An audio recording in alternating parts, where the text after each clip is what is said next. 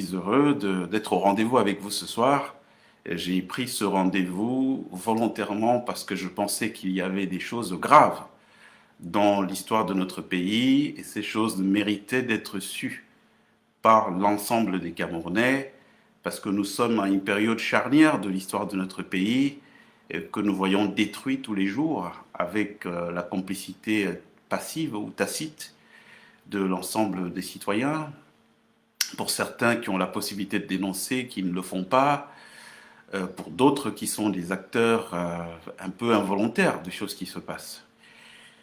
Avant de commencer mon propos, j'ai envie de dire un grand merci. Vraiment, je veux rendre un hommage très appuyé à certains de nos compatriotes qui ont fait le choix, qui sont en responsabilité, qui ont fait le choix de rester des patriotes, de ne pas céder à cette vague, ce courant-là, très à la mode chez nous, qui veut que dès qu'on a un poste de responsabilité, eh ben, on devient voyou. On privatise les services publics à des fins mafieuses.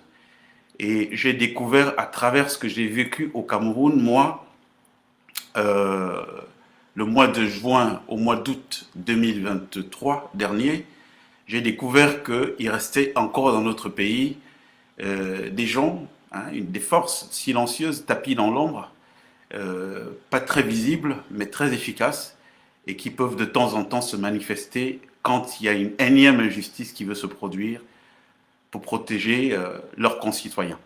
Donc je veux rendre un hommage très appuyé ici à ces gens à qui je dois la vie, parce que quand la décision de m'assassiner a été prise par M. Ferdinand Ngongo, secrétaire général de la présidence de la République du Cameroun, avec un aéropage de complices, bien entendu, c'est un rituel maintenant. On instrumentalise la force publique. Là, en l'occurrence, c'était la gendarmerie, le secrétaire d'État à la Défense du Cameroun, qui a mobilisé, je ne sais jusqu'à quel niveau de responsabilité. Parce que je le redis une fois de plus, je n'ai pas un problème avec l'État ni avec le gouvernement camerounais. J'ai un problème avec quelques-uns de nos concitoyens qui se sont retrouvés en responsabilité et qui ont décidé de privatiser leurs fonctions à des fins mafieuses. Donc qu'on s'entende très bien. Je n'ai pas ce soir une diatribe contre l'État ou le gouvernement camerounais. J'ai une diatribe contre certains individus que je connais très bien pour avoir vu beaucoup d'entre eux commencer sous mes yeux, alors que moi j'étais déjà très inséré à un certain niveau dans le processus décisionnel de notre pays.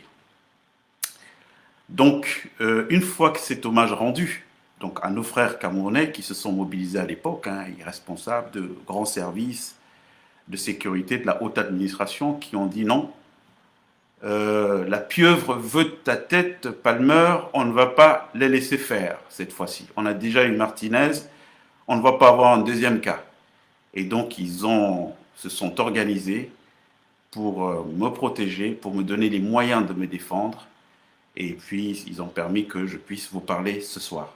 Donc, vraiment, un très grand merci, chers frères et sœurs, qui avaient su me protéger au moment où j'en avais besoin, alors qu'on ne se connaissait pas forcément.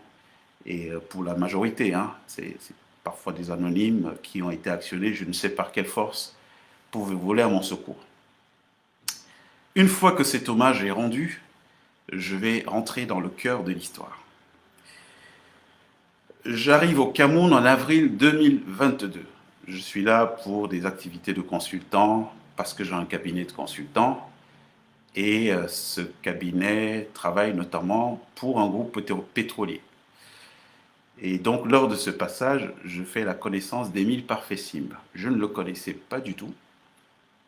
J'en avais entendu vaguement parler. Il m'est présenté par Madame Cathy Ken, que j'ai rencontrée fortuitement dans le cadre d'un projet de télévision qu'elle était en train de mettre en place. Donc, je lui ai fait profiter de quelques conseils. Et elle a vite fait de m'identifier comme quelqu'un qui pouvait apporter beaucoup à son patron, donc Émile Parfait-Simb, qui à l'époque essayait de tâter dans l'industrie. Et quand je parle de l'industrie, c'est l'industrie des diamants, de l'or, voilà, tout ce qui est extraction minière. Quand je l'ai rencontré, il m'a dit que le président Touadéra de la Centrafrique venait de lui signer quelques concessions minières de diamants et d'or en Centrafrique et qu'il était coincé parce qu'il ne pouvait pas lancer ses exploitations seul. Il avait besoin de partenaires en Europe, mais il n'était jamais venu en Europe. Toutes les fois qu'il a demandé des visas pour Schengen, on ne lui a jamais accordé de visa. Bon, je vous avoue que de prime abord, il était très charmeur, Émile Parfait-Cible. Il m'a donné tout de suite du grand frère, vraiment, aide-moi et tout, j'ai envie de m'en sortir et tout. Bon, je lui ai dit, ok, et refile-moi les dossiers. Il m'a donné les dossiers. Je suis remonté à Paris et j'ai approché un cabinet, l'Ocean Partners, un cabinet franco-russe avec lequel je collaborais, pour leur soumettre cette demande. Donc, de trouver des entreprises européennes ou russes pouvant s'intéresser à ce projet d'exploration-exploitation de champs de mines en Centrafrique. Ils ont fait ce que font tous les grands cabinets, c'est-à-dire qu'ils ne se jettent jamais à collaborer avec des gens sans savoir qui ils sont. Ils ont fait ce qu'on appelle un due diligence, une enquête qui leur a révélé que, ils m'ont appelé quelques jours après, mais qu'est-ce que tu nous as amené? Mais c'est un bandit ce gars. Hein, tu nous as amené un escroc, il est dans une histoire de crypto-monnaie, une arnaque. Je leur ai dit, à vrai dit, je ne le connais pas vraiment. Il m'a été présenté par une dame, mais laissez-moi repartir vers lui. Donc quand je vais voir Sim, enfin quand j'appelle Sim pour lui faire le compte rendu de cette enquête qui a été menée sur lui, il me dit tout de suite non, c'est de la jalousie. Il y a le MEDEF local, donc le patronat camerounais, qui est contre moi parce qu'ils sont jaloux de voir un jeune qui essaie de se battre. Il y a le lobby bancaire aussi qui m'en veut, ils m'ont fermé les comptes, je n'ai jamais escroqué personne. Mais il y a surtout des officines travaillant pour le compte du franc CFA qui voient d'un très mauvais œil l'idée que moi, Simb Émile Parfait, que j'ai une alternative au franc CFA. Voilà ce qu'il me dit. Donc je fais ce retour aux partenaires russes. Et ces derniers me disent, malheureusement, on ne peut pas coller l'image de multinationales russes aux côtés d'un type comme ça. Donc il faut au minimum qu'il ait un engagement, donc il s'engage à l'idée que pour qu'on travaille avec lui, s'il faut exploiter ces champs de mines, eh bien, on va mettre une ligne comptable dans les bénéfices qui vont être affectés au remboursement de toutes ces victimes présumées de l'IEP-Limal. Sim n'a pas fait de complications, il a accepté. Voilà comment la collaboration a commencé. C'est sur l'extraction minière en Centrafrique. Et donc, il m'a invité au Ghana pour voir ces immobilisations, plus d'une centaine de villas, des villas à 700 000 $ la pièce, hein. C'est-à-dire c'est des trucs costauds, plus d'une centaine, des quartiers entiers quasiment.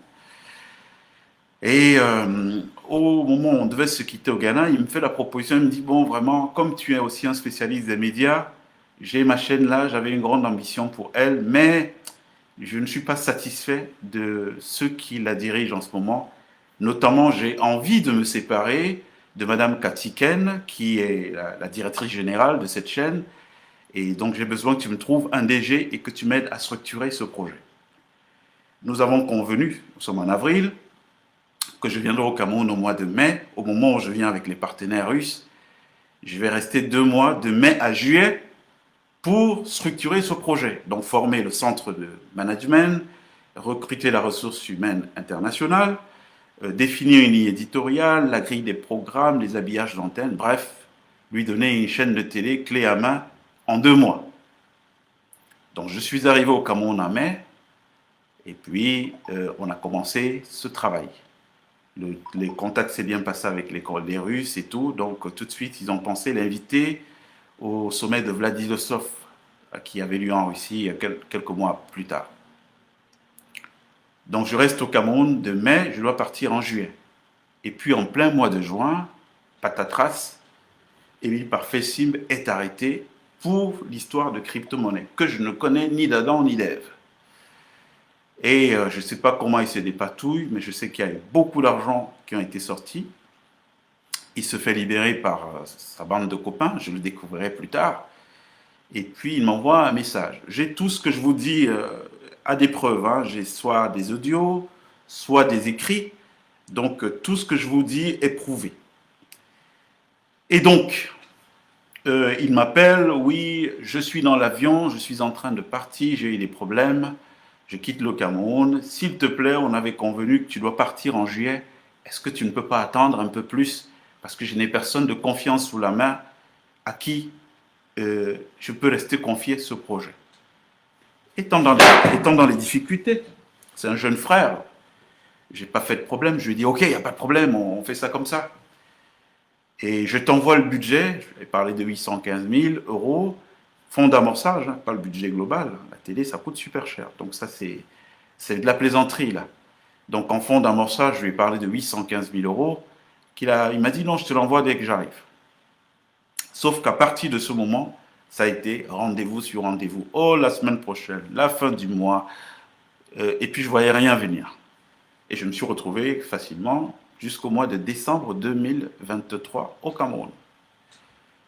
Et donc, j'allais à Moscou tourner des émissions par rapport au contexte de la guerre là-bas. Et je le rencontre à Moscou. Je lui dis, ben, on s'était entendu pour quelque temps, mais là, j'ai déjà trop duré. Il faut que je rentre retrouver ma famille. Je ne peux pas continuer à rester là-bas comme ça, surtout que tu n'as pas l'air décidé d'avancer. Sauf que moi, entre-temps, je suis dans un piège. Il m'a fait mobiliser des gens, j'ai déplacé des journalistes de l'étranger qui sont venus d'autres villes du Cameroun, et ils ne peuvent pas rester là. Donc j'ai commencé à sortir l'argent. Toutes les fins de mois, je faisais venir l'argent de Paris pour développer le projet, en tout cas à la phase où j'en étais. Donc il me dit ce jour-là à Moscou, non, vraiment, s'il te plaît, je suis désemparé, si tu t'en vas, le truc va tomber à l'eau, tout le travail que tu as déjà abattu, vas-y, donne-moi juste quelques semaines, je vais vendre 2 maisons et puis je t'envoie ce budget. J'ai dit, ok. Et il n'a jamais envoyé ce budget. Quelque temps après, le satellite a été coupé, satellite, soit dit en passant, que j'avais payé, parce il avait promis d'envoyer de l'argent 2 semaines après et qu'il n'a jamais envoyé. Et je vous la fais vraiment court, hein. Donc, entre-temps, il y a plus de 40 employés hein, qui sont complètement à ma charge. Il lui arrivait de temps en temps d'envoyer 500 000 ou 1 million, qui était de la gnognotte. Parce que pour que vous compreniez très bien, ce projet avait besoin de 40 000 euros de charges mensuelles entre les productions, les charges du personnel et tout. On était à 40 000. Donc, quand il envoie 1 million, ça fait 1 500 euros, c'est que dalle. Donc j'ai porté vraiment tout le reste à bout de bras. Les employés qui sont là, s'ils nous suivent, ils pourront laisser des petits commentaires pour dire si je mens ou si ce que je dis est vrai. Donc on se retrouve en mars, à nouveau, à Moscou. Et puis là-bas, je commence à ne plus croire parce que je découvre un être qui n'a pas le sens de la parole donnée. Mais jusque-là, c'est un petit. C'est mon petit, il m'a tendu la main. Bon, il est peut-être en difficulté, donc je suis resté tranquille. Mais le satellite a été coupé. On se retrouve là jusqu'au mois de juin. Et un jour du mois de juin, là je vous ai fait ça vraiment court, on était le 20 juin 2023. Eh bien, qu'est-ce qui se passe? Je descends à la télé et je trouve que les militaires ont fermé la chaîne de télé et ils demandent au personnel qui était dedans de sortir. Ils m'empêchent, moi, d'entrer. Et bizarrement, juste pour que vous compreniez, cet immeuble a toujours été gardé par des militaires. Sauf que bizarrement, depuis 1 an que j'étais là, c'était les mêmes équipes que je voyais tout le temps, qui changeaient. Et là, ce jour, quand je suis venu, j'ai trouvé des gens que je ne connaissais pas. C'était des militaires toujours, mais jamais vus en 1 an. Donc je leur dis, mais pourquoi vous le faites ça? Ils me disent, non, mais c'est M. Sim qui a demandé de le faire. Est-ce qu'il ne vous a pas appelé? Je lui dis, non, il ne m'a jamais appelé. Effectivement, il ne m'avait jamais appelé. Donc, je leur dis, c'est qui votre responsable? Ils m'indiquent leur responsable, un colonel, que je vais voir. Et il me dit, ah, c'est vous, monsieur Palmer? Je lui dis, oui. Il me dit, ah, ben, écoutez, j'ai des informations très graves sur vous. Il paraît que vous êtes un agent, un espion français infiltré au Cameroun pour déstabiliser le pays à quelques temps de la présidentielle. J'ai failli tomber parce que je ne suis pas habitué à ce type de choses, quoi. Ouais, vous voyez, moi j'ai 30 ans de vie publique, pas de bavure, casier judiciaire vierge, je ne connais pas les choses fausses. et tordu. Je lui dis, qui vous a dit ça? Il me dit, non, c'est Sim qui me l'a dit. D'ailleurs, là, je préfère vous dire que nous l'avons pris très au sérieux et tout. Donc, quand il me le dit, je prends congé de lui et j'appelle un copain à Yaoundé qui est aussi haut gradé dans l'armée en général. Et je lui explique la situation. Voilà ce qui vient de m'arriver, je ne comprends rien. Il me dit, allez, bouge pas. Je vais appeler mon frère d'armes qui est aussi général à Douala et il va te recevoir et vous allez gérer ça. Effectivement, quelque temps après, je reçois un appel, un général qui me dit, ah, monsieur Palmer, c'est vous? Bon, voilà, on m'a demandé de vous appeler. Si j'étais en train de quitter le bureau, mais si vous n'êtes pas loin, je peux vous attendre. Donc, moi, je suis à Bonapriso, je vais rapidement à Bonandio, je retrouve ce général qui me reçoit avec le colonel en question. Et il dit au colonel, bon voilà, c'est un ami de X, qui est mon frère d'armes général, je ne pense pas que l'information soit, ce qu'on vous a donné soit avéré, mon colonel, donc essayez de me régler ça. Je sors donc du bureau du général avec ce colonel, et puis le colonel, il s'exclame, il me dit, oh, la jeunesse camerounaise. Pourquoi, si ton frère veut fermer la télé, pourquoi il ne t'a pas appelé pour te dire je veux fermer la télé et puis vous entendez? Pourquoi fait-il ça? Et c'est comme ça que je découvre tout un tas d'histoires. Et il me traite d'espion, les services secrets russes lui auraient dit, soit dit en passant, les Russes que moi je lui ai présentés, lui auraient dit que je suis un espion. Et je vous dis, si je vous montre ce truc-là, j'avais l'impression qu'on parlait de quelqu'un d'autre. C'était bel et bien moi. Alors je me suis posé la question de savoir, mais pourquoi, si Sim ne veut même pas tenir à ses engagements? Pour moi, c'est un mec qui est à la ramasse. Allez, je ne vais pas lui tenir rigueur. S'il ne peut pas me payer pour tout ce temps, c'est pas grave. Son jeune frère, je n'ai pas attendu après lui pour vivre. Je pourrais faire d'autres affaires. Mais ce que je ne comprends pas, c'est pourquoi tout de suite ce truc-là de destruction, de volonté de destruction. Alors, je le comprendrai plus tard. Parce que je suis tellement choqué que j'appelle un autre ami qui est aussi, ou un frère plutôt, qui est dans la haute hiérarchie militaire, administration militaire, si vous voulez ça. Je lui pose le problème, donc il faut porter plainte. Non, on ne peut pas intervenir s'il n'y a pas de plainte. Donc le lendemain matin, 21 juin, je vais déposer une plainte à la Légion de gendarmerie du littoral. Et je m'en vais. Et puis très tôt dans le matin, je dors, la nuit, très tôt le matin, je reçois un coup de fil. Grand frère, vraiment, excuse-moi de te déranger à cette heure-ci. Tu as déposé une plainte contre Émile Simbière? Je dis oui. Il me dit, ah, vraiment, ne va plus là-bas parce que il se vante qu'il a déjà ta plainte, il a reçu sur WhatsApp et tout. Je dis, ah bon? Il me dit oui. Il me dit, le colonel Pierre Bikele, qui est collégion de cette gendarmerie, est un ami de Sim et donc ils se sont empressés de lui envoyer ta plainte. Donc moi, et je sais que c'est son ami parce que voilà, il me donne des éléments, je protège bien entendu cette personne, comme tous les autres, hein, je ne veux mettre personne en danger, c'est mon affaire personnelle avec ces gens. Donc n'y va plus, je te déconseille d'aller là-bas et tout, parce que tu seras en terrain ennemi. Toujours est-il que j'attends, donc du 21 juin où la plainte a été déposée jusqu'au, je crois, le 3-4 juillet par là, pas de réaction de la gendarmerie. Et puis je relance la personne qui m'avait demandé d'aller déposer cette plainte et elle me dit non, va le voir. On était un jeudi, c'était un jour férié, il y avait fête du mouton ou quelque chose comme ça. Va le voir. Les instructions sont données pour que quand lui va venir, puisque c'est un jour férié, qu'on me prévienne. Et donc je vais à son bureau, je le rencontre. Et je tombe sur un mec super arrogant, il est colonel, donc super arrogant, qui m'interroge à charge. C'est moi qui ai porté plainte, mais il me pose des questions du genre, oui, mais ouais, ben, qu'est-ce qui prouve qu'il vous doit de l'argent? C'est pas n'importe quoi votre affaire. Entre-temps, j'avais soufflé à des amis quand on m'a dit le procédé de ma plainte qui se retrouve chez la personne que j'accuse et tout. J'en ai parlé à quelques-uns de mes amis qui ont eu tout de suite une réaction indignée. Il y en a un qui a fait un article de presse.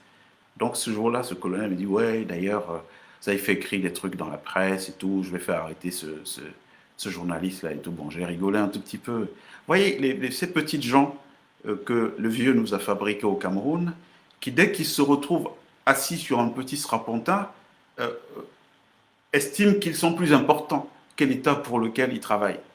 Donc voilà, je vais l'arrêter. Qu'est-ce qu'il a fait? Ben, il a dit les choses telles qu'elles sont ou pas? Vous avez arrêté. Bon, moi j'ai un peu rigolé parce que je voyais quelqu'un, c'est un peu dans le profil des gens qu'on connaît, toujours en train de se la raconter. Ils ne savent pas à qui ils parlent et tout, mais voilà, ils roulent des mécaniques. Donc je suis sorti du bureau de ce type et le lendemain, il a demandé qu'il y ait une audition du personnel. Ils ont auditionné plus de 25 employés. Le capitaine Kao Barla, c'est lui qui s'est occupé, c'est le chef des enquêtes à la collégion de Douala. Sauf que de Yaoundé, on m'a dit, bon, ne va plus dans cet endroit, c'est pas des gens bien, il est lié à l'affaire. Donc, on m'a demandé de déposer une plainte au niveau du procureur, chose que j'ai faite. L'affaire a été aussitôt dépaysée au niveau de la PJ, et puis j'ai assisté à toutes les auditions à la PJ. Et entre-temps, chemin faisant, ça fuitait, ça arrivait en France, Mediapart s'est intéressé à l'affaire, et puis ils ont fait un article.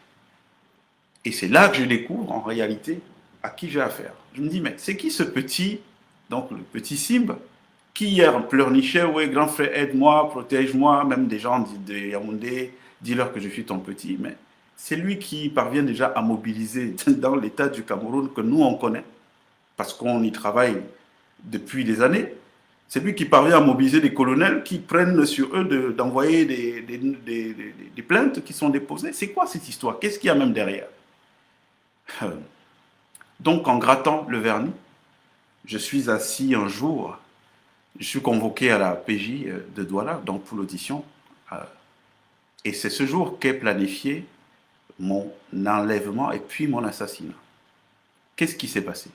Eh bien, ce qui s'est passé, c'est que Mediapart a sorti cette affaire, et puis, en bon fouineur, ils ont fait tout de suite un lien avec l'histoire liée Plimal.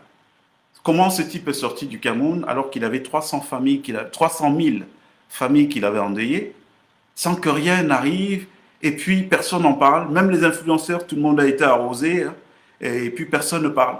Donc, essayez d'envoyer un truc qui concerne l'IEP-Limal, vous verrez qu'ils ne sont pas nombreux à relayer. C'est quoi? Qu'est-ce qu'il y a derrière?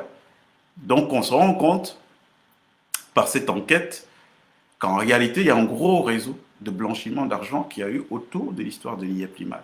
Donc, il y a l'IEP-Limal, c'est deux phases. La phase où il y a de l'escroquerie organisée hein, sur les 300 000 familles, et puis il y a l'autre phase que c'est la plus grosse machine à laver de l'argent sale que notre pays n'a jamais connu. Donc, en réalité, Émile Parfessim n'est qu'un petit maillon en fait d'une grosse organisation qui a été mise sur pied. Mais ça ne s'arrête pas là. Pourquoi cette organisation a thésaurisé autant d'argent? Qu'est-ce qu'ils veulent faire? C'est quoi leur projet? Et tout ça, c'est le truc intéressant que vous allez voir derrière. Mais revenons sur Global TV. Donc la chaîne est fermée. Je ne suis pas un irresponsable. Il y a des gens que j'ai passé un an à dire, voilà, restez là, on va se battre, le truc va s'en sortir. Donc du jour au lendemain, plus de 40 familles se retrouvent à la rue. On a beau parler à gauche, à droite, ça n'émeut personne. Je suis obligé de prendre le taureau par les cornes, aller avec eux. Ils peuvent le dire, hein, si je dis des histoires, si ceux qui regardent peuvent confirmer ou dire que je mens.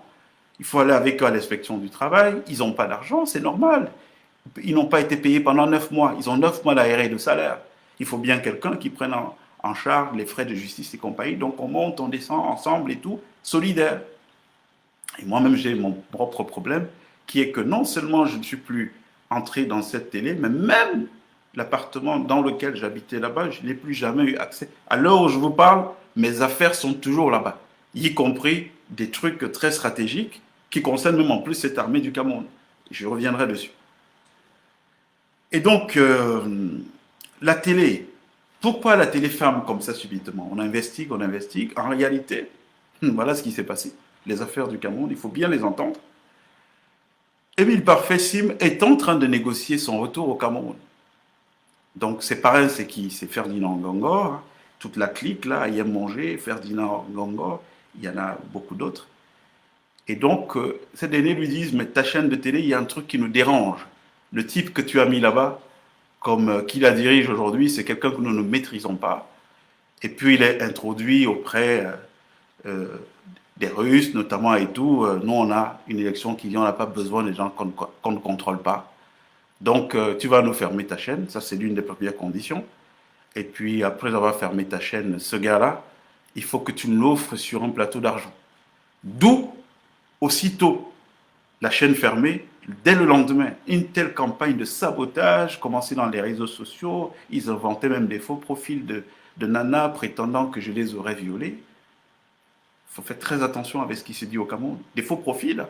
Eux-mêmes, Simb, il a la CEMAC Info, Russe Afrique Info, La Voix du Quat, le journal Grand Bassa.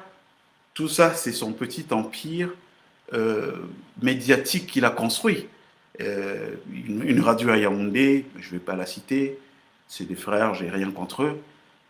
C'est son petit empire médiatique qu'il a construit, lui seul il sait. Donc le deal, c'est tu nous fermes cette télé, tu nous donnes la peau de ce bonhomme-là, ce Morgan Palmer. Oh, comme on ne salit que ce qui est propre, comme il est propre, on va lui mettre la crasse sur le dos, on invente des histoires. Et donc c'est ce qui s'est passé. Je découvre au lendemain de la fermeture, mais des attaques, mais d'une rare violence.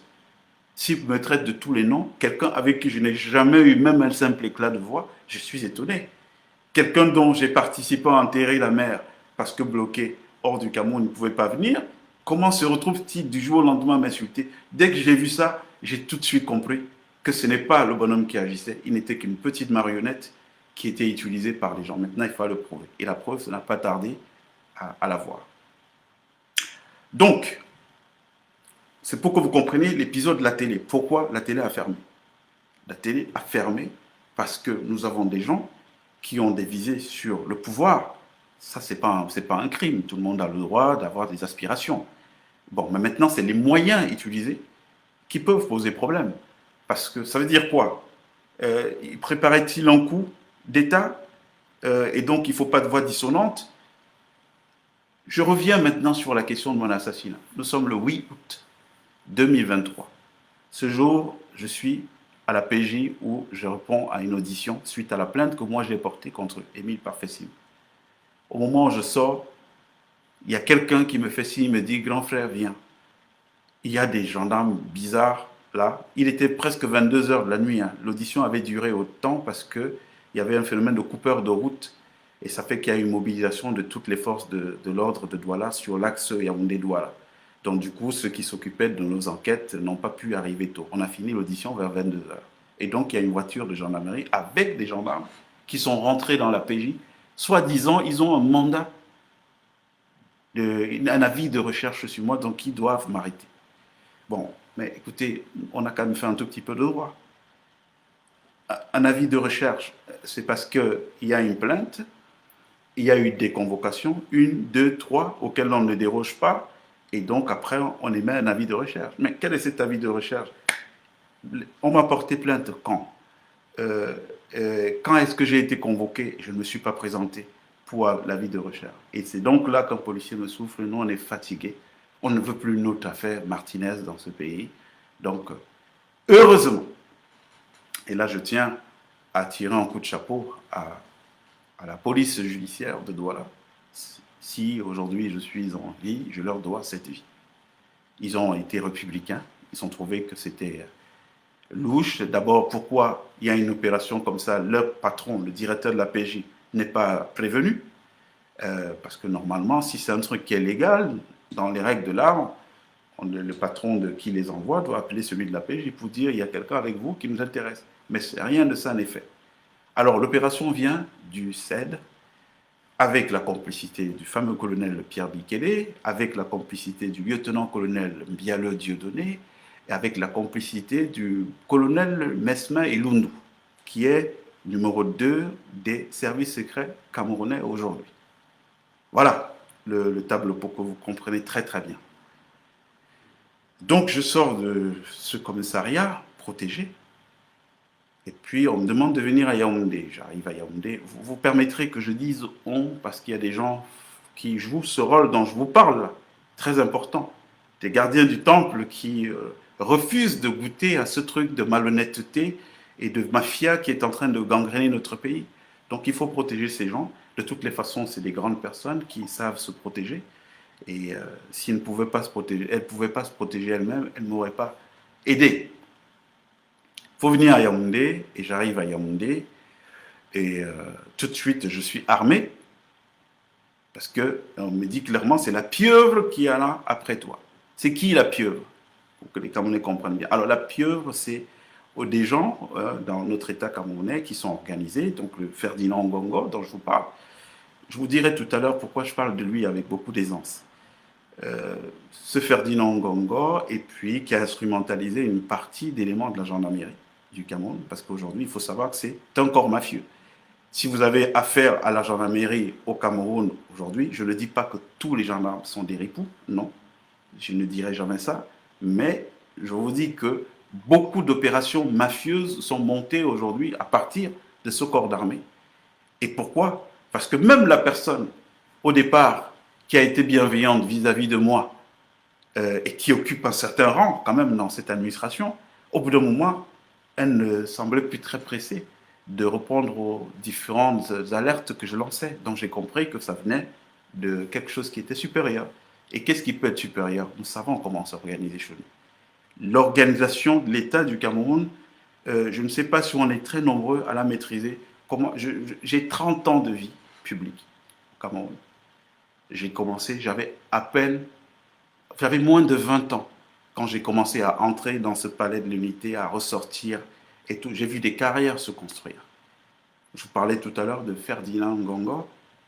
Je tiens à dire que quand je suis arrivé au Cameroun, je n'avais rien contre lui. Moi, je suis venu faire du business, je suis un homme d'affaires. Si l'argent que Sim le doit avait été payé, les employés avaient été payés, j'avais été payé, je serais reparti, personne n'aurait jamais entendu ma voix. La preuve, en 30 ans de vie publique, c'est la première fois que je m'exprimerai sur des offs. Par contre, Dieu seul sait. C'est ma mère qui dit souvent que c'est comme si on a posé une pierre tombale sur mes affaires, parce que je ne parle pas. Mais je pense que notre responsabilité aujourd'hui, nous qui aimons encore le Cameroun, c'est qu'il ne faut pas laisser passer certaines choses. Surtout quand des petites gens, qui ne doivent leur notoriété subite qu'au fait du prince, parce que le vieux, un peu laxiste sur la fin de sa carrière politique, a décidé d'élever n'importe qui. Et puis c'est n'importe qui se donne des certaines allures, fières allures, et puis pense que le Cameroun est à leur service. Ils ne savent pas que c'est eux qui sont au service du Cameroun. Donc, je redis l'affaire.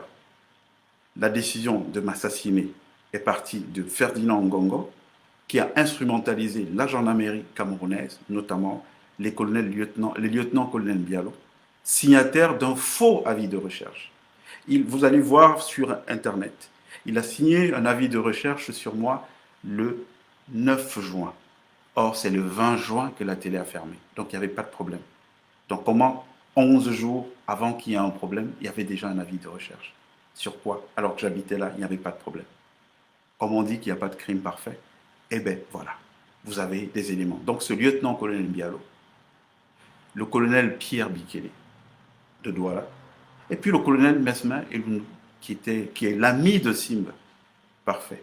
Parce que tous ces gens-là, j'ai essayé de les approcher en me disant, bon, peut-être qu'ils ont été trompés, c'est des gens qui sont de bonne foi, surtout que Mesmin Elounou, je l'ai rencontré en 2018 dans le cadre d'une affaire d'État que nous traitions. Donc j'ai tombé un peu dénu de voir que son nom se balade dans la bouche de Sim et tout, il est son faire-valoir. Je ne comprenais pas en fait ce truc-là. Donc j'ai quand même essayé de les approcher et je me suis rendu compte que non, attention, c'est des amitiés solides, il n'y a rien à faire. En réalité, c'est des pourris.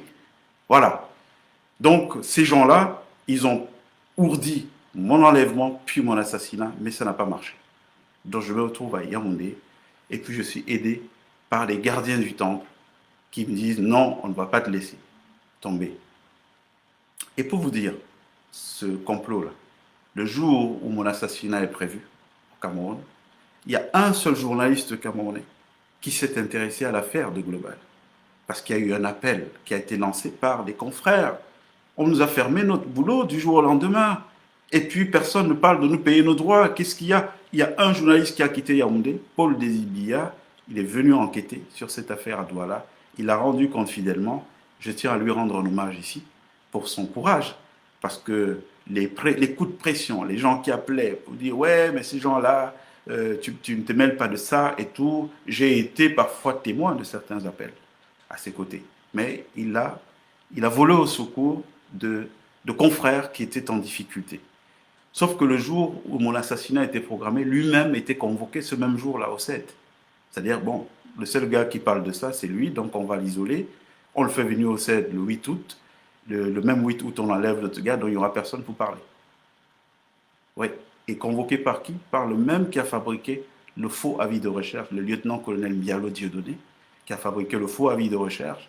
C'est le même qui convoque Paul Désir Biya pour une affaire de diffamation. Il aurait diffamé Émile Parfait-Sim. Ah d'accord. Donc vous êtes en contact avec quelqu'un qui est recherché par la République, qui a spolié 300 000. Mais pour être en contact, j'ai des preuves matérielles. Ceux qui le veulent pourront me contacter inbox. Et puis, je produirai tous les éléments qui sont à ma disposition. J'ai des preuves matérielles que ils sont copains comme cochons. Il y a tellement d'histoires, mais un seul direct ne suffira pas, il faudra en faire plusieurs. Donc, il y a une autre affaire dans cette histoire. Pendant que c'est en train de chauffer, parce qu'il se rend compte, Émile Parfait-Sim, que malgré les assurances qu'on lui a données en haut lieu, allez, on va le briser, c'est nous qui avons l'appareil répressif, donc t'en fais pas, il se rend quand même compte qu'il y a de la résistance. Et puis un jour, il commet une erreur, il sort, oui, on va balancer les vidéos intimes du personnel, ceux qui veulent faire de la résistance. Et puis, ça ouvre un autre chapitre. Émile Parfait-Sim a installé 257 caméras, de son propre aveu, hein, dans son immeuble. Quand je suis arrivé là, j'avais cette information, je lui ai dit, je l'ai confronté, je lui ai dit, je ne peux pas habiter dans un endroit, puisque moi je suis censé recevoir des personnalités, je ne veux pas des histoires où il y a des vidéos. Il m'a dit, non, je te jure, il n'y a pas ça dans les trucs, mais moi on m'avait soufflé l'affaire. Mais là, il sort du bois lui-même, il écrit un article dans son propre site, et il s'est capturé, donc même s'il efface aujourd'hui, et c'est pas grave, c'est déjà consigné, dans son propre site, la cemacinfo.com, dans lequel il dit à suivre des vidéos intimes des gens. Il ne sait pas. Malheureusement, c'est un semi-lettré, hein. Il faut le comprendre. C'est quelqu'un qui ne comprend que dalle. Il n'a pas été aidé par ses amis qui travaillent dans l'appareil judiciaire et compagnie. Ils ne lui ont pas donné quelques cours de droit pour savoir ce que c'est que la notion de propriété privée, de vie privée et de données privées. Donc, il a écrit sur son site, ouais, des vidéos intimes. Donc, il a 257 caméras installées, y compris dans les appartements intimes, les peu privés. Et donc, qu'est-ce qu'il fait? Eh bien, tout ça est relié à son portable. Et donc, monsieur, il est là, il clique appartement 1. Bon, je vais me rincer les yeux, je vais voir ce qu'il fait lui, parce qu'il a un autre problème, Émile Parfait-Sim, que les gens doivent connaître. Bon, ça me gêne de dire ça, ça reste un petit frère, donc le but du jeu, c'est pas de casser. Moi, franchement, je vous le redis, si au moment où on a revendiqué qu'il règle ses engagements vis-à-vis de nous, ça avait été fait. Si ses amis même, au lieu d'amener dans un bras de fer inutile, lui avaient dit non, ce monsieur-là, nous le connaissons dans cette République, ce n'est pas un homme à problème, il n'y a rien de sale sur lui, paye-le, entendez-vous, et tout, on laisse ça. S'ils n'étaient pas venus en mode, oui, on est tout fort, on a la présidence de la République, le secrétaire général, donc on va faire de lui une seule bouchée. Si ça n'avait pas été ça, franchement, il n'y aurait pas eu de problème. Parce qu'en général, je ne parle pas. Je vois des choses qui peuvent être désagréables, mais je considère, parce que j'ai une certaine stature que je me donne depuis au moins 30 ans de vie publique aujourd'hui, donc je ne dis pas ce que j'ai vécu en off. Mais là, en l'occurrence, il faut faire une exception.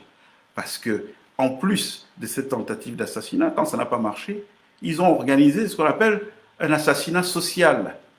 Ça veut dire, on va te tricoter une image. Vous avez vu hein, ces jours-ci dans la presse au Cameroun, Morgan Palmer recherché, Morgan Palmer ci, Morgan Palmer ça. Les gens me découvrant sous une casquette, une étiquette qu'ils n'avaient pas l'habitude de voir, de connaître. Ben c'est eux, ces gens-là. Parce qu'ils sont toujours dans l'argent de la politique. Eux, ils me voient comme un homme politique, pendant que moi, j'étais un homme d'affaires qui était faire ses affaires au Cameroun et qui, que ça marchait ou ça ne marchait pas, qui pouvait rentrer tranquillement sans qu'on ouvre un feuilleton politique. Donc aujourd'hui, je réponds en tant que politique, donc, puisqu'ils m'ont amené dans le terrain politique. Donc, l'histoire de 257 caméras n'a jamais prospéré. Dénoncé, redénoncé par plusieurs médias, pas une seule autorité n'a pris la parole pour dire mais c'est quoi cette histoire d'un type qui filme l'intimité des autres? Est-ce qu'il ne faut pas ouvrir une information judiciaire? Rien. Il est fort, son réseau, hein. Il est fort. Je me suis rendu compte que c'était aussi un lieu où se retrouvaient les frères de lumière, ceux qui travaillent de midi à minuit. Voilà, dans cet espace-là. Allez, qui lui a demandé de mettre ces images? Avec qui partageait-il ces images? Est-ce que ces images ont servi ou servent à tenir les gens au chantage?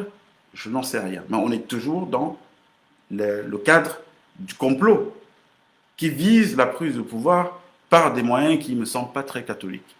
Parce que si on va installer des gens, Émile Parfessim, qui est très lié à une magistrate à Yaoundé qui s'appelle Claudine Iloga, a d'ailleurs dit à des gens qu'il voulait tout faire pour inviter cette femme-là dans l'appartement et essayer d'obtenir des vidéos intimes d'elle dans l'appartement pour pouvoir la tenir par le chantage parce qu'elle embêtait toutes les fois qu'il avait besoin d'un service, il fallait qu'il envoie de l'argent. Il a dit, Émile Parfessim. Je n'ai jamais rencontré Madame Iloga, mais je connais son nom. Claudine Iloga, elle est magistrate à Yaoundé et tout. Elle a d'ailleurs aidé Sim à fouiller de manière frauduleuse dans le fichier de la police pour retrouver les informations de M. Banga Kak, un autre journaliste qui avait des problèmes avec lui. Et donc c'est cette dame-là qui est rentrée de manière frauduleuse. Cette dernière information que je viens de vous donner, je ne sais pas si vous la prouvez. Vous avez entendu sur les réseaux sociaux une fuite d'un voice de Simba dans lequel il dit comment il tient la police, il tient la gendarmerie, les magistrats. Il suffit qu'ils disent Kacham et puis tout le monde se met au pas. Ce voice-là, c'est à moi qu'il a envoyé.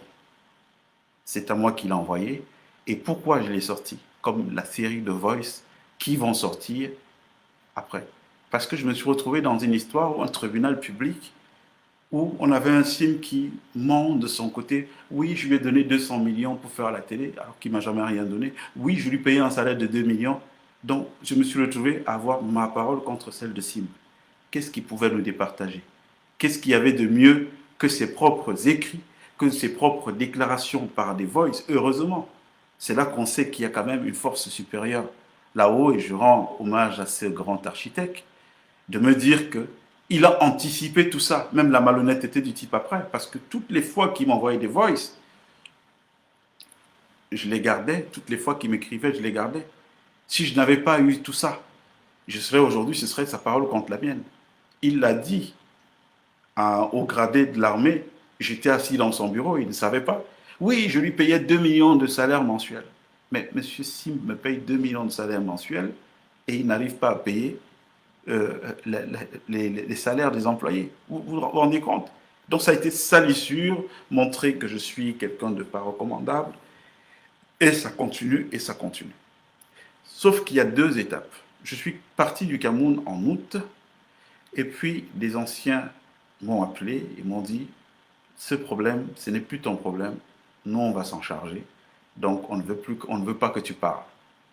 Et depuis qu'il y a eu cette chose, je suis rentré en France, je n'ai jamais fait une déclaration. Je dis bien jamais. Sur aucun support que ce soit, je me suis allé dire à quelqu'un, jamais fait de déclaration. Et puis, depuis quelques jours, c'est des articles de presse, hein, la presse achetée. Il y a un journal, le quotidien d'ailleurs, qui a du mal aujourd'hui à publier mon droit de réponse parce qu'ils ont été payés pour me mettre à la une où ils me salissent. Bien entendu, quand c'est comme ça, on ne cherche pas à recouper l'information, on n'appelle pas le monsieur. Pourquoi? Parce que si on l'appelle, il va donner une version contraire. Ce monsieur Brice Gaba, que je connais, et tout, a joué à ce jeu. Mais vous savez, moi, ce n'est pas le menu fretin qui m'intéresse. Ce n'est pas le menu fretin parce que j'ai conscience des difficultés que nous avons dans notre pays. J'ai conscience qu'il y a beaucoup de problèmes d'estomac. Ce n'est pas évident, c'est dur de vivre.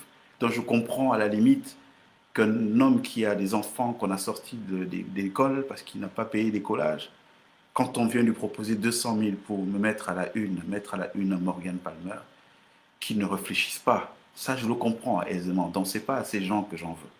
J'en veux à ceux qui ont, fait main basse sur la fortune publique camerounaise, et puis fait main basse sur les leviers de nos institutions et s'en servent à des fins mafieuses. Ces gens-là, il va falloir, à un moment, qu'ils soient mis tous hors d'état de nuire. J'ai juste une bonne nouvelle pour vous qui nous regardez ce soir. Je le sais, il fera beau bientôt au Cameroun. C'est tout ce que je peux dire à ce niveau. Maintenant, beaucoup vont s'étonner de se dire, mais ce monsieur qui parle comme ça, quelle légitimité a-t-il pour parler avec tant d'aisance? Vous savez, j'ai vu Ferdinand Ngongo commencer sa carrière. On était aux enclavures des années 97. Il était l'homme de course de M. Beninga Eboutou, directeur du cabinet civil à l'époque. Alors, comment je sais tout ça? Je fais partie d'une génération qui a créé un mouvement qu'il appelait la Presby. 1996, nous la sortons des fonds baptismaux, on réussit à faire quelque chose d'extraordinaire. Presque 1 million de jeunes Camerounais sont adhérents dans l'ensemble du territoire camerounais. On n'était pas des laudateurs du président Biya, on était des admirateurs de son libéralisme communautaire. Très beau programme de société qu'on pensait qu'il envisageait de mettre en pratique. Si nous avions été des laudateurs, on n'aurait pas créé un mouvement à part, on serait rentré dans l'OJRDPC comme tous les autres. Mais nous, on a pensé que voilà, on pouvait être les profils d'intellectuels qu'on était, on pouvait mettre en place, aider le président à mettre en place son projet, le libéralisme communautaire, qui est très très bien intéressant. Je conseille d'ailleurs aux gens de jeter un coup d'œil pour voir le hiatus, le fossé qu'il y a entre la vision qu'il avait tracée et ce que le Cameroun est devenu par la suite. Donc, quand on crée cette presby, on a à peu près 1 million de jeunes dans l'ensemble du territoire. Je n'avais même pas 20 ans à l'époque. Et il y a un type qui a cru en moi qui s'appelait Thiam Thiam Filémon. Je ne sais pas où il est aujourd'hui. Dernière nouvelle, il était au Canada. Thiam Thiam Filémon était notre président. Le président Biya l'a nommé comme membre suppléant au comité central du RDPC.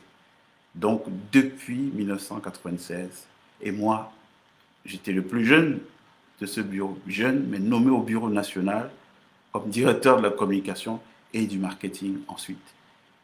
Donc j'ai vu beaucoup de carrières se construire sous mes yeux.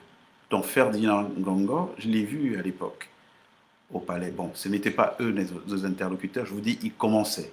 Nous, on était déjà à un niveau où on discutait avec le ministre directeur du cabinet civil, M. Belinga Eboutou, à l'époque. Donc ce n'est pas avec ces chargés de mission que nous parlions. Mais j'ai quand même le souvenir, je le revois encore avec des vestes un peu trop grandes pour lui à l'époque. Donc, ces gens-là, nous les avons vus se construire. Je connais aujourd'hui, c'est dans la République du Cameroun, puisque ça n'a pas beaucoup changé, c'est toujours les mêmes. S'il y a 100 personnes, je peux vous dire, j'en connais au moins 90 qui sont là. Paul Latanganji, qui à l'époque était l'un de nos plus gros donateurs, quelqu'un de très généreux, de pragmatique, qui allait toutes les fois qu'on allait le voir parce qu'on avait des opérations de campagne à monter et tout, il réagissait spontanément. Donc moi, la première fois que je vois Ngongo Ferdinand, c'est au palais de l'unité. Et c'était à la faveur de quoi? C'est une anecdote, hein, j'ouvre ce petit chapitre. En 1997, il y a élection présidentielle au Cameroun. Nous, en tant que Presby, nous soumettons au président notre projet de campagne avec une demande de financement de 32 millions à l'époque, 32 millions accordés. Et M. Belinga Eboutou, qui ne nous appréciait pas beaucoup parce qu'on avait une relation directe avec le vieux, eh bien, quand il reçoit l'instruction de nous recevoir pour mettre à disposition ces fonds, il décide de s'asseoir dessus. Et donc, on est assis dans notre appartement qui nous servait de QG à l'époque, à Yaoundé, à Messa, et on se morfond, le temps ne fait que passer, la campagne passe, non, on n'est pas là, on ne peut pas agir, on n'a pas les moyens. Et puis un jour, je leur ai dit, bah, écoutez, moi, je vais appeler Belinga. Et puis, on était en groupe, ils ont dit, ah, mais tu es fou, Belinga va te tuer, tu sais. Je leur ai dit, moi, je ne peux pas vivre couché, je préfère le repos éternel à vivre au coucher. Donc, peu importe qui est Belinga, moi, je vais l'appeler. Et il faut qu'il nous dise qu'est-ce qu'il en est de notre projet. Et donc, voilà comment j'appelle Belinga. À l'époque, il n'y avait pas de téléphone portable. Je l'avais appelé à la cabine téléphonique. Et puis, je lui dis, oui, monsieur le ministre, je suis monsieur Palmer. Pour la petite histoire, nous étions connus par tous les gens qui décidaient au Cameroun, puisqu'on était affiliés directement au président de la République. Nous avions organisé une marche à l'époque On arrive au palais de l'Unité, le président est sorti avec Madame Biya, les petits juniors et machin, ils sont sortis. Il n'est jamais vu dans l'histoire du Cameroun. Ils nous ont accueillis, les portes du palais ont été ouvertes, on a pu se restaurer tous autant qu'on était. Donc nous étions pour vous montrer le niveau de proximité qu'il y avait avec ces gens. Donc tous ces gens que vous voyez là aujourd'hui, qui roulent carrosse, la plupart, on les a vus se construire. Ce qui nous a mis, nous, hors de cette marche, c'est qu'à un moment donné, on est tombé, on s'est rendu compte qu'on se faisait beaucoup d'illusions. Un type comme moi j'ai toujours pensé qu'il fallait être brillant, il fallait travailler pour être excellent et que ça suffisait pour prendre l'ascenseur social. Mais très rapidement, j'ai compris que non, il y avait d'autres critères dans le cadre de notre pays, le Cameroun, et critères auxquels il est hors de question qu'un type comme moi, que je me plie. Hein, vous savez, je comprends que chez nous aujourd'hui, tout le monde travaille de midi à minuit, mais nous, on l'est de nature, dans le sang. On est né avec ça, donc je n'entends pas rejoindre certains mouvements de réflexion où il n'y a pas de réflexion. Hein. La preuve, vous voyez l'état de notre pays aujourd'hui. Donc voilà, quand on a vu que ce n'était pas que dessus des critères objectifs qu'on pouvait construire une carrière, moi j'ai pris du recul. Je suis sorti de ça, je me suis concentré au journalisme. Et même quand là-bas, je me suis heurté à toutes les difficultés qui vont revenir avec Global TV, parce que ce qui s'est passé là, c'est un remake des choses qui existaient déjà. Ah d'accord, il dit quoi? Ils veulent pas se mettre à plat ventre, ben on va les mater. Donc on va les mater, c'est nous qui jouerons les budgets de X ou Y, ils n'auront pas de budget, on va les affamer jusqu'à ce qu'ils craquent. Donc moi j'ai dit, je ne craquerai pas, et j'ai quitté le Cameroun. Donc il faut bien comprendre c'est quoi le parcours des gens pour savoir quelles peuvent être leurs réactions. Donc beaucoup de gens que vous voyez dans le Sérail aujourd'hui, je les ai vus se construire. L'actuel Premier ministre, il nous recevait à l'époque, il était à l'ENAM. Donc on a vu toutes ces carrières se construire. Le directeur de cabinet civil, la présence aujourd'hui, il était quoi il était en 1997, il venait d'avoir son premier poste véritable. On l'avait nommé directeur de la coopération et je crois des Nations Unies. Mais tous ces gens, je vous le dis, il n'était pas à notre niveau d'introduction qu'on avait dans la République à l'époque. Son adjoint actuel, M. Babouké Oswald, j'ai connu aussi à cette époque-là, puisqu'il était l'un de nos membres de la Presby. Je fais partie de l'équipe qui est allée l'installer. Il représentait notre antenne en Guayaquil. Et tout. Pendant que moi, j'étais au bureau national. Donc, tous ces gens, il y a beaucoup qui sont méritants. C'est le cas de cet Oswald, Babouké et tout, travailleur, quelqu'un d'assez sérieux, et tout. Tous ces gens-là, on les connaît. Mais on les connaît à tu à toi. C'est-à-dire que la plupart d'eux sont des gens, si nous étions dans un schéma où les choses se passent naturellement, où les choses se passent comme ailleurs, je pense que dans les strates, on aurait une autre définition quand même des rôles. Bon, mais maintenant, chacun fait ses choix. Je respecte la vie, le parcours des uns et des autres. Ce n'est pas parce que j'ai vu quelqu'un au bas de l'échelle que je me refuse de ce qu'il est devenu par la suite. Non, respect total et tout. Mais il ne faut pas pousser le bouchon à un certain niveau. Moi, aucun gars de ce système ne m'a aidé à devenir ce que je suis devenu. Je me suis devenu sur la base de mon travail, de mes efforts personnels, de ma détermination, de mon abnégation. Donc, qu'un Ferdinand Ngongo, qui nous savons comment ça s'est passé, ouais, parce que je l'ai dit, 97, c'est son entrée en scène. Et je me rappelle, c'est l'année où la vieille, donc Madame Biya, a eu la tête de Belinga et Boutou, qui en mettait déjà un tout petit peu. Donc on l'a fait partir aux Nations Unies. Et il avait donné, en partant aux Nations Unies, cette condition. Lui, il n'est plus à l'âge d'aller être ambassadeur, se taper ce boulot. Allez, il va partir avec le petit Ferdinand qui va travailler. Donc, pour vous dire que ces gens-là, nous les connaissons. On sait qui est qui dans la République du Cameroun. Pour revenir à l'appareil militaire, ces bureaucrates, bon, je comprends que peut-être aujourd'hui on soit dans une impasse et que la République ne soit plus ce qu'elle était. Parce que je crois que quand le Cameroun était Cameroun, il y a certaines nominations qui ne se feraient pas. Quand je vois par exemple aujourd'hui que le numéro 2 des services secrets camerounais, qui ont un problème d'image, parce qu'ils sont mêlés à une histoire de crime crapuleux d'un citoyen camerounais, ce n'est pas ce qu'on attend d'eux. Et justement, parlant de ce crime crapuleux, le 22 janvier, quand on découvre la dépouille de le 22 janvier 2023, ou 21 janvier, je ne me rappelle plus très bien. On découvre la dépouille de Martinez Zogo. Qu'est-ce qui se passe?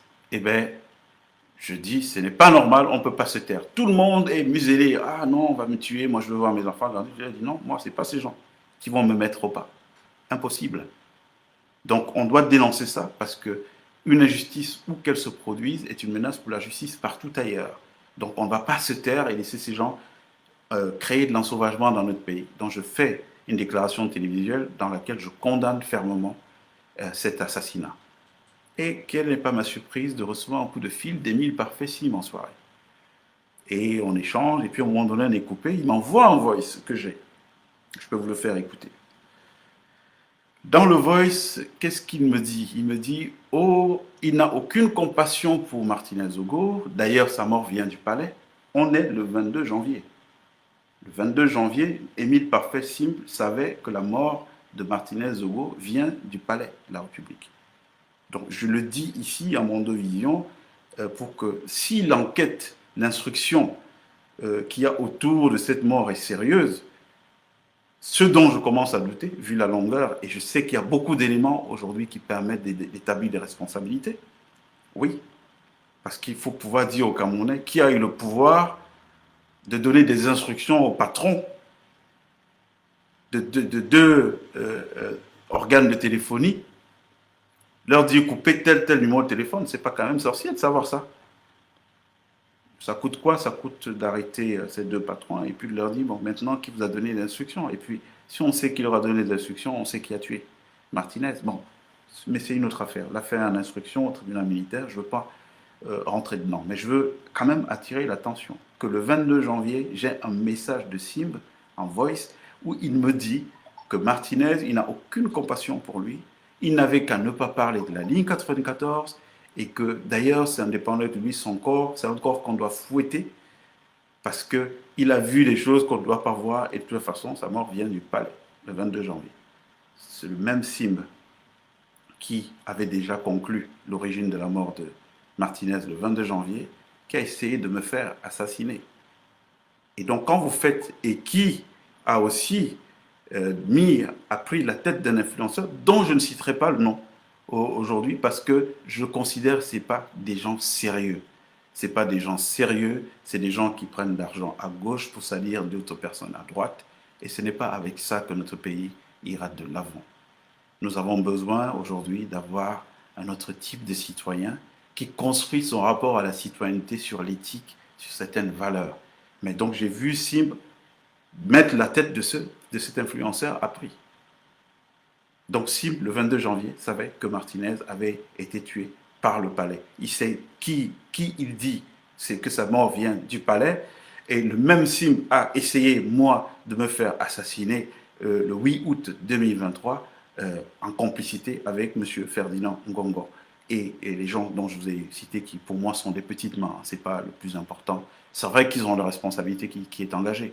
On n'est pas colonel de l'armée du Cameroun pour faire des basses besognes, notamment assassiner des concitoyens. C'est pas ça le rôle de l'armée, c'est pas ça qu'on attend d'une armée républicaine. Et tous ces gens dont je vous parle vont rendre gorge. Ils ont le temps de s'amender très rapidement parce que je vous le dis, il fera beau. Les choses ne resteront pas comme telles qu'elles sont. Aujourd'hui, nous avons un homme d'un certain âge. Malheureusement, moi je suis très inconfortable quand il faut parler du président Biya. Je vous ai dit quelle est la relation qui nous liait. Aujourd'hui, je désapprouve, mais de manière complète. Si j'avais continué à approuver la manière dont la politique était faite au Cameroun, je ne serais jamais allé sur les chemins de l'exil. Je désapprouve, mais sur un plan purement traditionnel, il reste un patriarche bantou. Je ne peux pas traverser son sang. Donc, je considère qu'il est aujourd'hui l'otage de ses propres fabrications. Vous savez, un jour, le président Biya, il a dit « Je suis le meilleur élève ». On était sous la France de Mitterrand. Les gens, c'est passé rapidement dans la tête des gens, ils n'ont pas compris ce que ça voulait dire. On sortait d'une gouvernance avec un président, Amadou Ahidjo, qui avait montré beaucoup de signes de patriotisme, un type qui était pour le mérite, qui était pour certaines valeurs, et qui n'a pas arrangé les intérêts de l'oligarchie. À un moment donné, on l'a dégagé, et puis on a mis un autre, avec un autre agenda. Je crois que cet agenda, c'était, bon, allez, cette société du mérite, des talents. Allez, vous allez mettre en haut là parce que c'est pas ça nos intérêts à nous.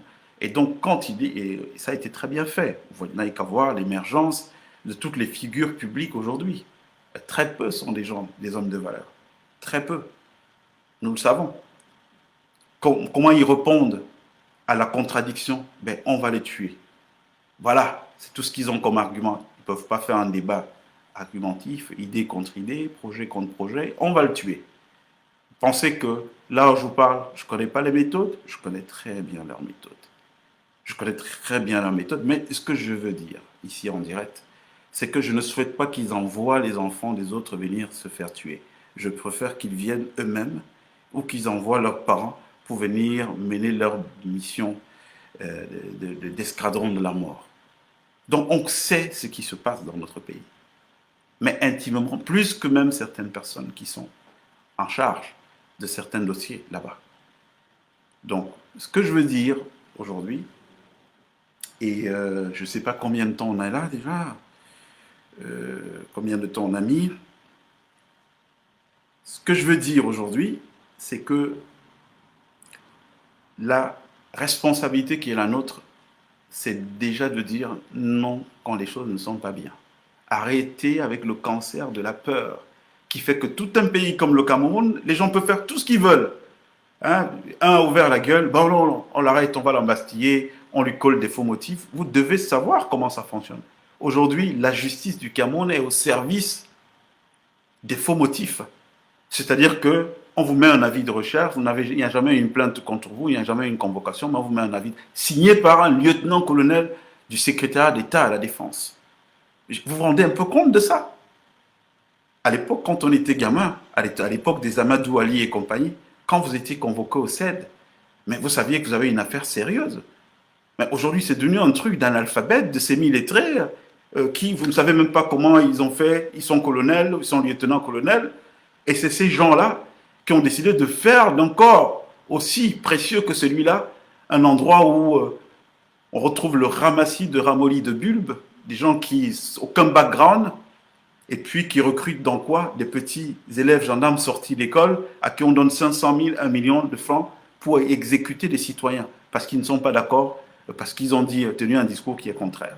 Moi, je vous le dis aujourd'hui. Et je vous parle vraiment en vous regardant droit dans les yeux. Parce que je sais que vous qui êtes assumé de regarder, vous n'êtes même pas un dixième de ceux qui regardent réellement cette vidéo. Je vous le dis aujourd'hui. Il n'y aura pas de suite dans la continuité de ce qui se fait aujourd'hui. Donc, oubliez tous ces gens qui sont là et qui pensent qu'ils ont amassé des trésors de guerre, qu'ils ont amassé des trésors, des fortunes publiques, de foncier. On vous dit qu'un mec a 200 hectares de terre dans un village. L'argent vient d'où? Comment il a fait pour acquérir tout ça? Il peut justifier. Et donc, on revient à l'histoire de Sim et de sa crypto-monnaie.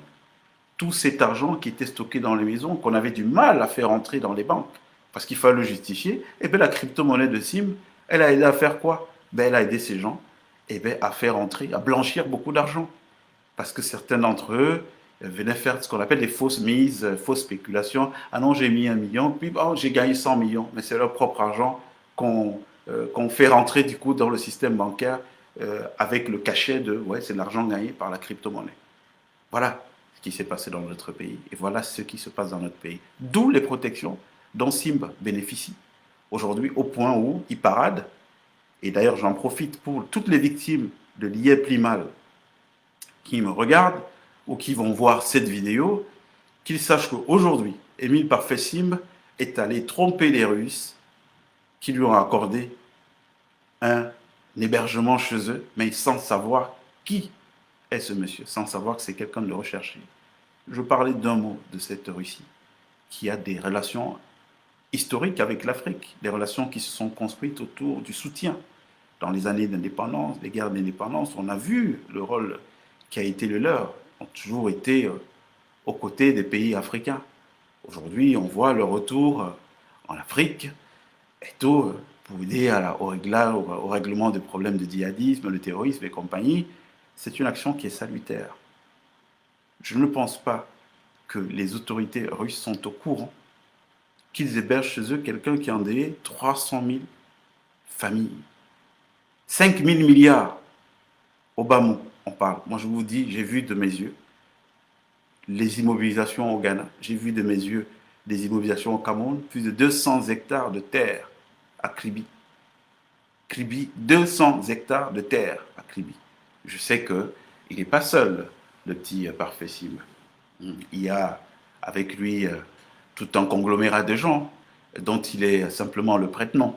Je le sais, d'où les protections. Voyez bien, essayez de parler de l'affaire Liebman, vous verrez aucun ce n'est relayé quasiment par aucun influenceur, parce que tous sont achetés. Ils touchent l'argent à gauche pour salir, et puis n'essayez pas de leur envoyer certaines informations stratégiques, ils les rebalancent tout de suite aux personnes, ils obtiennent un petit cachet en retour. Bon, c'est pas eux mon sujet. Franchement, je suis le dernier qui va jeter la pierre sur un jeune Camerounais. Parce que je connais le contexte de notre pays aujourd'hui. Ce n'est pas du tout évident. C'est difficile de s'en sortir parce qu'il y a une spoliation, une confiscation de la richesse publique entre les mains de quelques-uns et ça rend la vie tout simplement impossible. Donc, quiconque a une possibilité de faire bouillir la marmite le fait. Je ne ferai jamais ce procès à un jeune Camerounais. Je les comprends, je suis indulgent. Voyez, j'ai même pardonné à ceux qui ont publié ces faux articles sur commande. Je comprends que, voilà, c'est le temps qui veut ça, même si on est en train d'aller vers la fin de ce temps. Mais on ne va pas vers la fin de ce temps. Pour qu'il y ait une continuité, pour qu'on en revienne, il n'y aura pas de continuité. Il n'y aura pas de continuité. Et déjà, moi, le Cameroun d'après, je ne le vois pas sur les sentiers de la démocratie. Parce que nous avons vu ce que nous a donné le parcours démocratique de 1982. En 2023, aujourd'hui, nous avons vu le bilan de la démocratie, on peut le faire. C'est l'émergence de faux leaders politiques fabriqués par le système, c'est l'émergence de faux leaders médiatiques, fabrication du système qui jouent un petit... Nous savons ce qui se passe dans notre pays. Mais très bien alors, hein, très bien ce qui se passe dans notre pays. Donc, personnellement, ce Cameroun-là, il ne me fait pas bander. Et ce que j'ai envie de dire ce soir, c'est l'heure est venue pour qu'il fasse beau au Cameroun, et il fera beau au Cameroun. Bon, j'ai promis que tout le réseau de Sim va être dénoncé. C'était la première ce soir. Il y aura d'autres révélations à venir. Ouais, parce qu'il faut appeler un chat un chat. Il est hors de question qu'on est dans la magistrature. Je me rappelle maintenant, le ministre de la Justice, Laurent Esso, devant la représentation nationale. Il avait été interpellé par un député, je crois, du SDF, Nietzsche, au sujet d'Émile Parfait-Sim et de cette arnaque. Il a donné cette réponse qui était « Il n'a pas encore été saisi d'une plainte ». De sources très sûres, je sais qu'il a eu vent de ma plainte à moi et de celle de grandes personnes sur l'abus de confiance, l'escroquerie et puis l'entrave au travail, à la liberté du travail, qu'ont subi plus de 40 journalistes à Douala. Sauf qu'on a un procureur, en l'occurrence Jean-Simplice Eboko du TPI de Douala, qui instruit ultra petita. C'est-à-dire que moi, je vais porter plainte contre Sim, je dis qu'il me doit 568 000 euros, avec un certain nombre d'éléments. Et pendant que j'attends qu'on juge sur la question des 300 000, déjà qu'il y a une suite à ma plainte, non, on m'appelle plutôt à la PJ en me disant le procureur a instruit qu'il faut que vous accordiez, que tu lui donnes à Sim la voiture. Mais monsieur le procureur, je ne vous ai pas saisi sur une voiture. Si Sim estime que je lui dois une voiture, mais il me porte plainte. Et vous me convoquez, je viendrai m'expliquer sur la voiture. Mais d'où moi je porte plainte? Parce qu'un type me doit de l'argent et donc je veux que la plainte soit axée sur ce qu'il me doit. Et puis, vous qui n'êtes pas saisi d'une autre affaire, vous venez me demander d'avoir un arrangement avec Sim, que je lui remette la voiture en contrepartie, qu'il me remette mes choses. Il ne parle pas de la dette que Sim me doit. Donc, vraiment, je veux que vous compreniez que la justice, quand elle devient source d'injustice, alors ça devient le pouvoir de l'hémoglobine. Voilà vers quoi nous sommes en train d'aller dans le pays. Et personne ne sera à l'abri de ce que je vous dis là.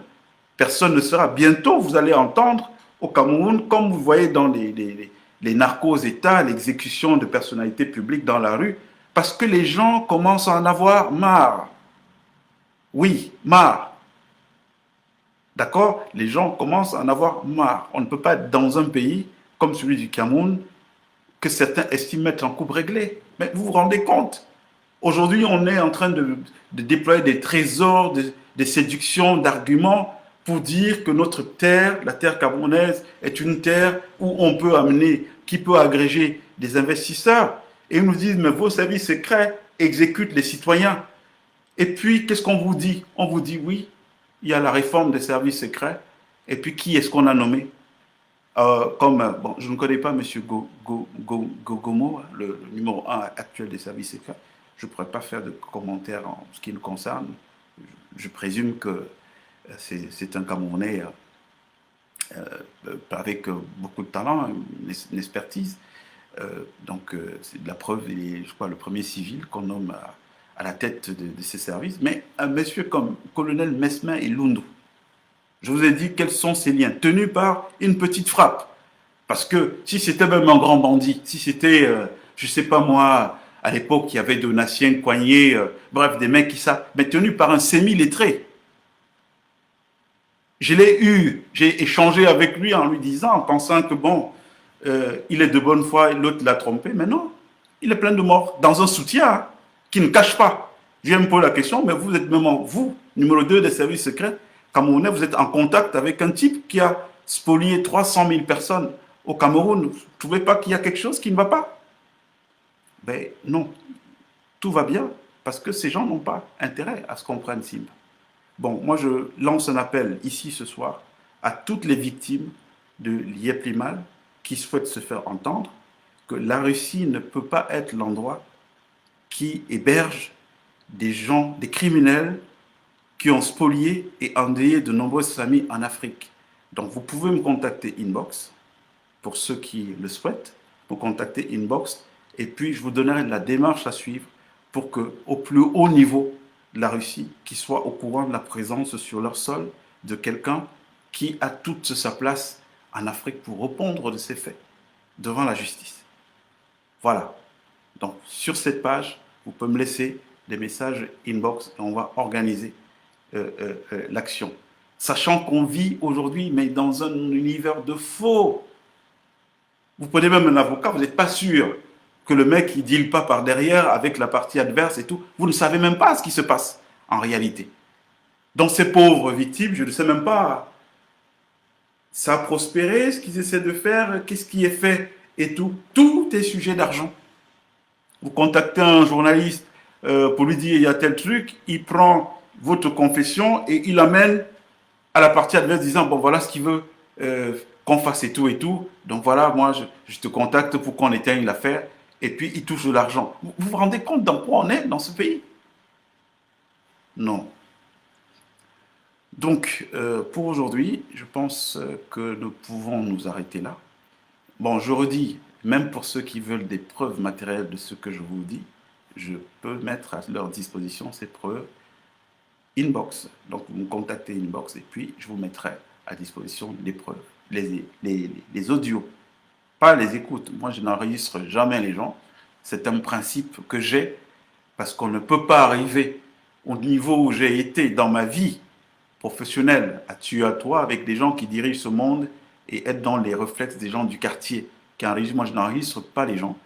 Tout ce que j'ai comme éléments audio sont des voices qui m'ont été faits par M. Simba et que je sors aujourd'hui étant très à l'aise parce que ce type s'est permis de se laisser instrumentaliser et de mentir de manière éhontée sur moi en prétendant des choses qui sont démenties par ses propres voices. Donc je suis très à l'aise et ses propres voices et ses propres écrits, je suis très à l'aise de les mettre sur la place publique pour que la campagne qu'ils ont mis en place qui vise à me salir, et bien que cette campagne ne prospère pas.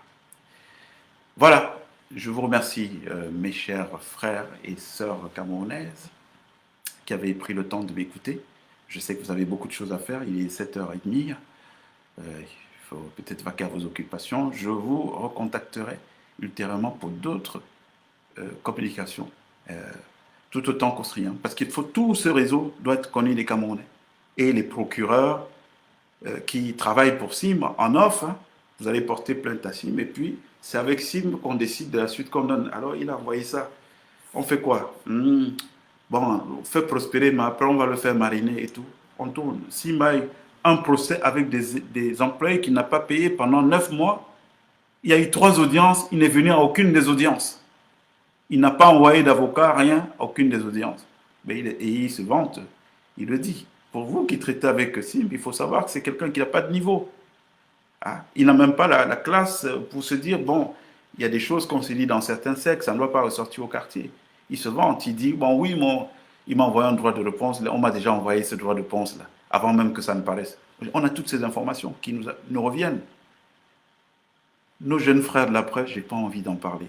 Parce que pour moi, c'est des pauvres gens qui se battent comme ils peuvent et tout. Bon, on ne va pas leur en vouloir. Ils ne sont pas pires que les autres Camerounais.